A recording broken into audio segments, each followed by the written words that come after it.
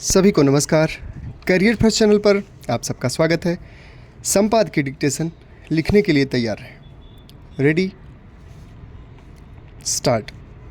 अब रूस यूक्रेन संघर्ष रुक सके, इसके लिए कोशिशें तेज होती दिखने लगी है।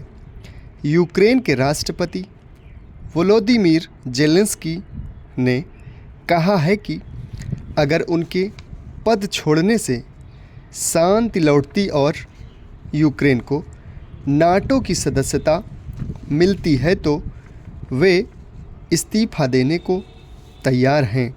उनके इस बयान की असल वजह उन पर पड़ रहा अमेरिकी दबाव है।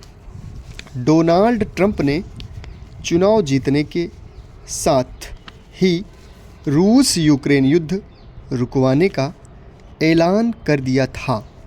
फिर उनका झुकाव रूस की तरफ बढ़ता दिखा है।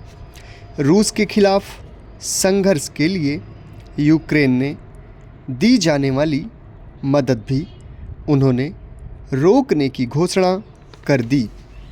शांति बहाली के लिए पिछले हफ्ते सऊदी अरब की राजधानी रियाद में जो बैठक आयोजित की गई, उसमें यूक्रेन के किसी प्रतिनिधि को नहीं बुलाया गया, जबकि उसमें रूस और अमेरिका के वरिष्ठ अधिकारियों ने हिस्सा लिया।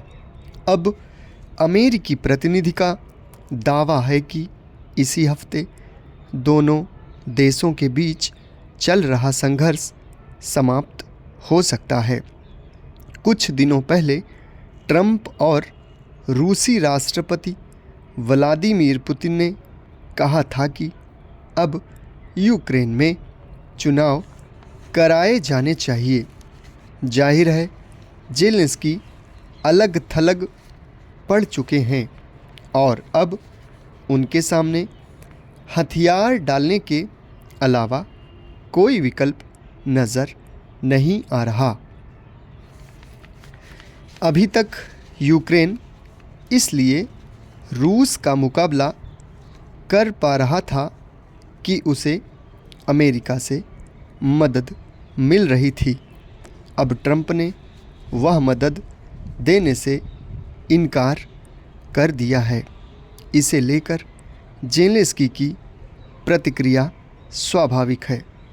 हालांकि रूस की तरफ अमेरिकी झुकाव के अपने समीकरण हैं, पर इस हकीकत से मुंह नहीं फेरा जा सकता कि रूस यूक्रेन संघर्ष का पूरी दुनिया पर असर पड़ रहा है और जैसे भी हो, यह सभी चाहते हैं कि वहाँ शांति बहाली होनी चाहिए।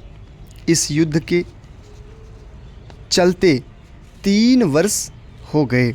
करीब 2.5 लाख भवन ध्वस्त हो चुके हैं। दोनों तरफ से 1.25 लाख से ऊपर सैनिक मारे जा चुके हैं। हजारों आम नागरिकों की जान जा चुकी है।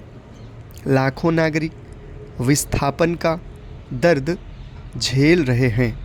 इस युद्ध को रुकवाने के लिए कई तरह से कोशिशें की गईं। भारत ने भी बार बार कहा कि युद्ध किसी मसले का हल नहीं हो सकता।